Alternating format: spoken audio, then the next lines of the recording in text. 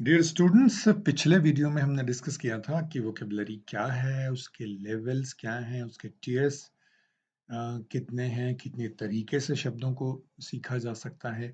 ये सारी चीजें हमने उसमें डिस्कस की। आज हम वोकेबलरी इंस्ट्रक्शन और वोकेबलरी असेसमेंट पे हम ब्रीफली फोकस करेंगे इस वीडियो में।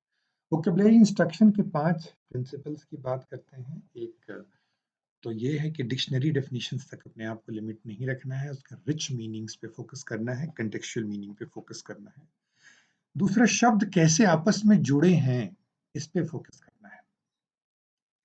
शब्द अपने आप एग्जिस्ट नहीं करते, शब्द आपस में जुड़ते हैं, तब एक अर्थ की सृष्टि होती है, उस पे हमको फोकस करना है।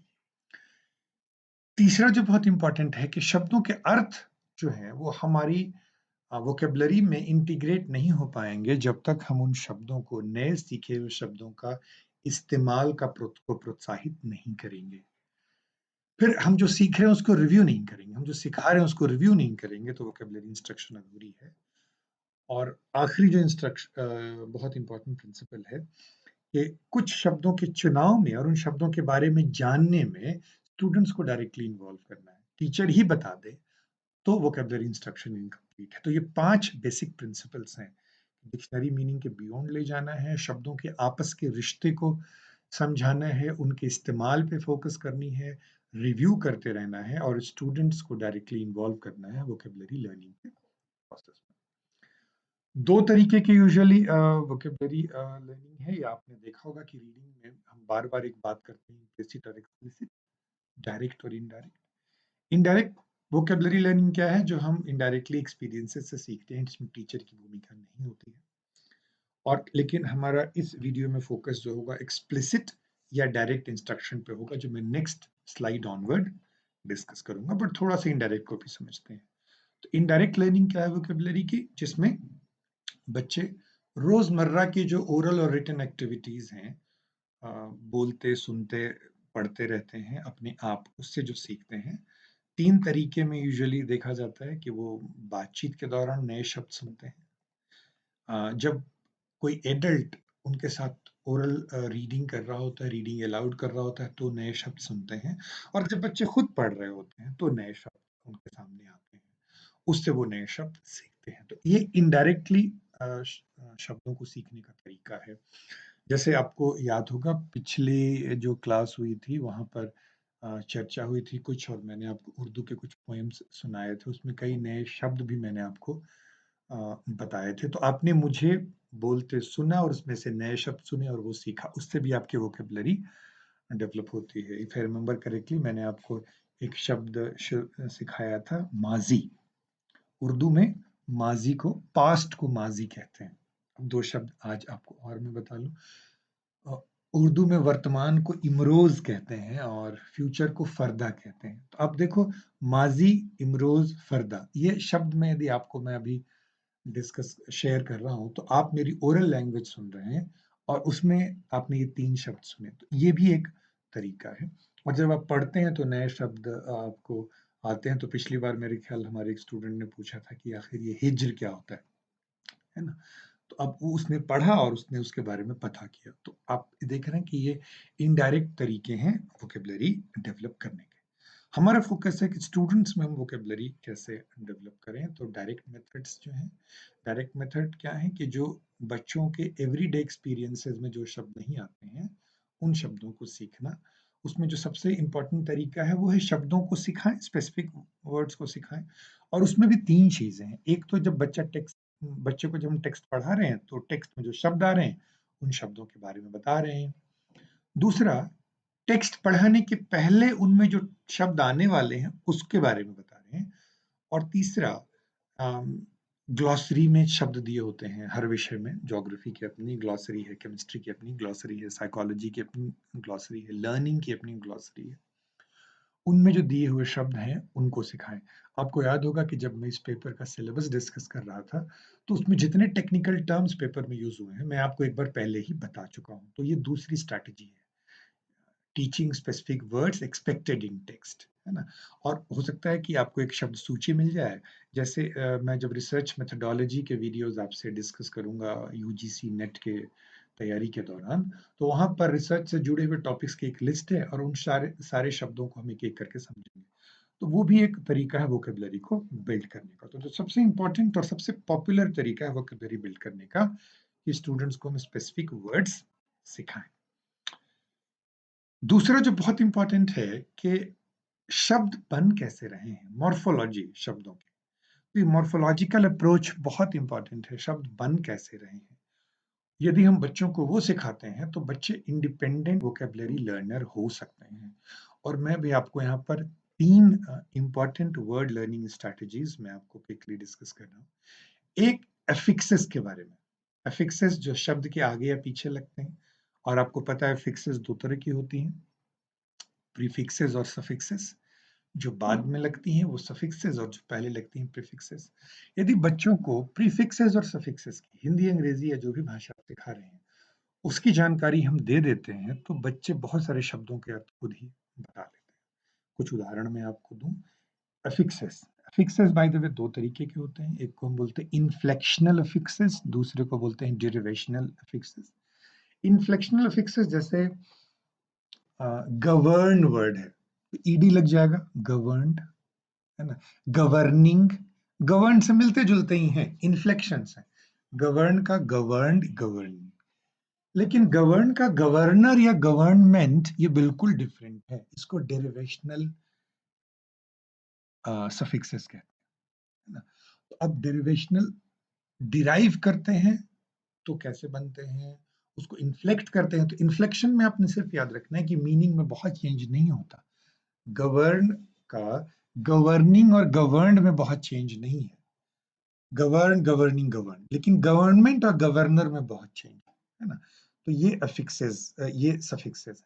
प्रीफिक्सेस देखो आर ई लग जाता है, आई एन लग जाता है, डी आई एस लग जाता है। अब इनके आप मीनिंग में इंग्लिश में आप देखो तो 2/3 जो सफिक्सेस हैं, प्रीफिक्सेस हैं, वो इन्हीं से निकलते हैं ना। अन का मतलब नो से है, आर ई का मतलब आपको पता है, डी आई एस लग जाता है तो क्या है।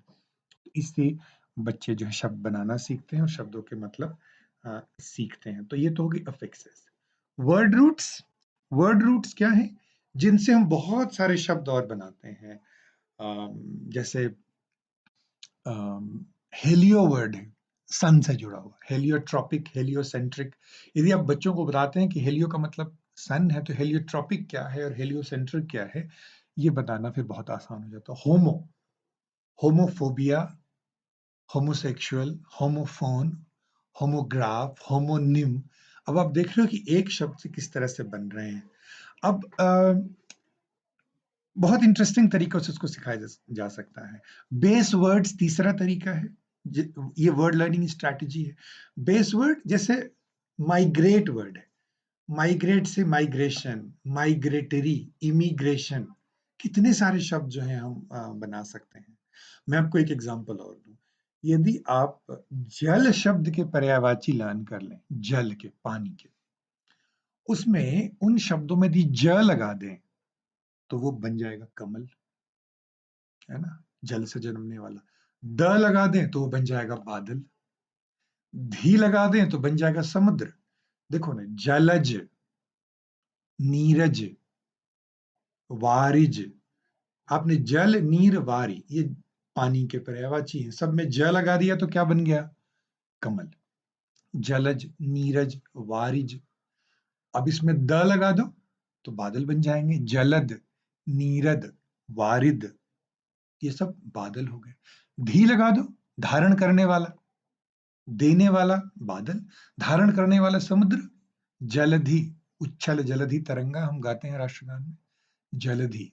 वारिधि, नीरिधि, है ना? तो ये सब, ये जो तरीके हैं भाषा, यदि हम बच्चों को ये वर्ड लर्निंग स्ट्रैटेजीज बताते हैं, तो वोकैब्युलरी बहुत आसानी से बिल्ड होती है। रिपीटेड एक्सपोजर, अलग अलग कॉन्टेक्स्ट में। देखो डिक्शनरी में देखोगे, माइजरली एंड थ्रिफ्टली दोनों का मतलब कंजूसी से है, लेकिन माइजरली और थ्रिफ्टली, माइजरली कंजूसी के सेंस में है, उसका कॉन्टेक्स्ट जो है वो नेगेटिव है। थ्रिफ्टली का मतलब है पैसे संभल-संभल के खर्च करना, इसका कन्नोटेशन पॉजिटिव है।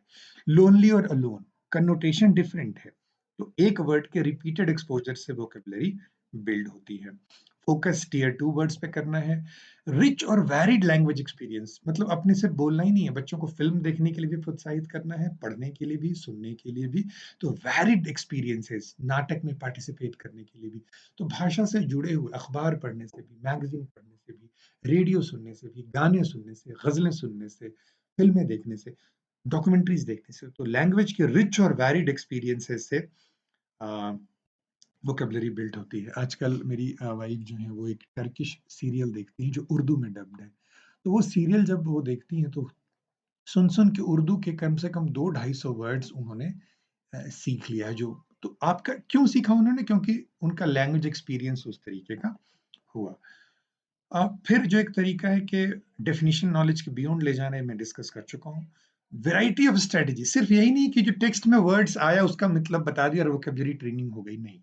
वर्ड्स बन कैसे रहे हैं, डिक्शनरी कैसे यूज़ करनी है और अलग-अलग स्ट्रैटेजीज़ क्या हैं, उस पे फ़ोकस करने की ज़रूरत है।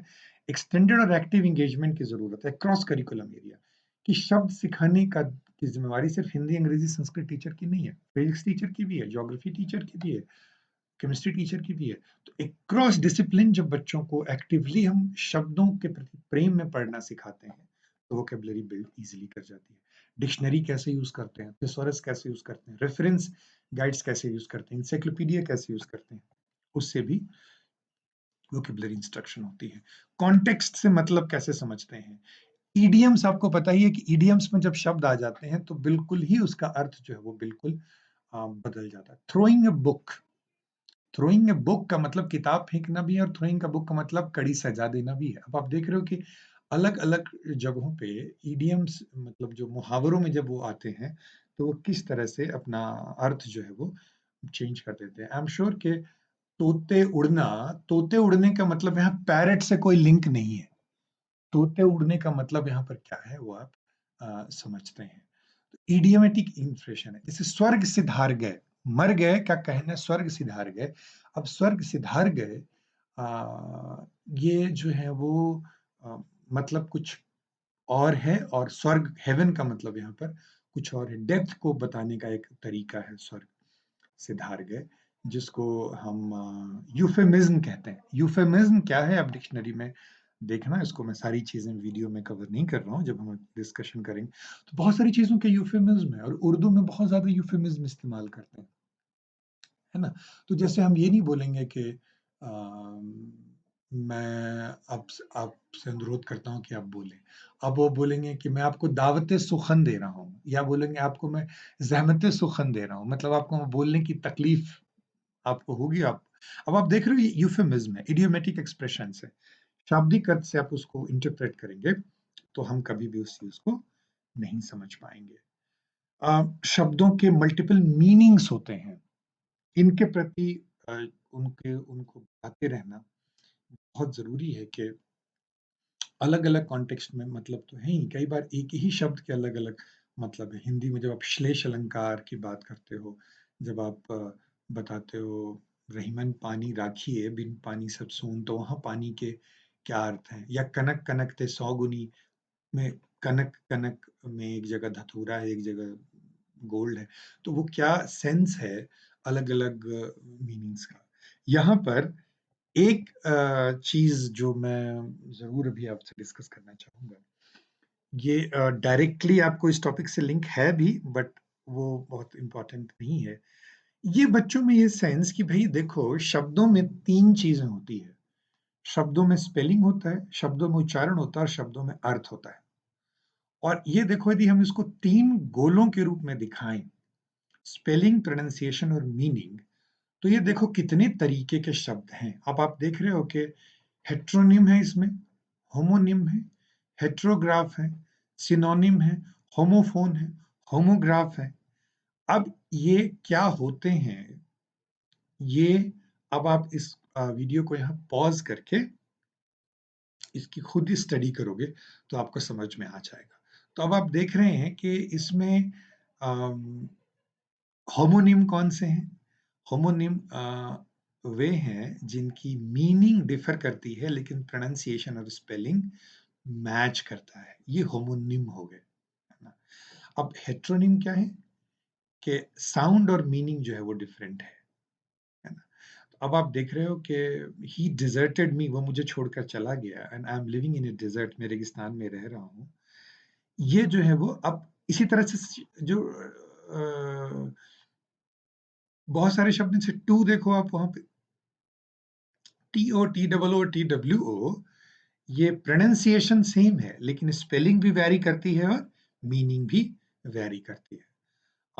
यहाँ पर जब अब एक स्लाइड में भी आपको और दिखाऊँ, मिलते-जुलते स्लाइड हैं बट थोड़ा-सा फ़र्क क्या है, वो आपने ध्यान देना है अभी कि प्रोनंसिएशन और मीनिंग यदि कॉमन है, तो बेसिकली बात क्या है कि स्पेलिंग वैरी कर रही है ना?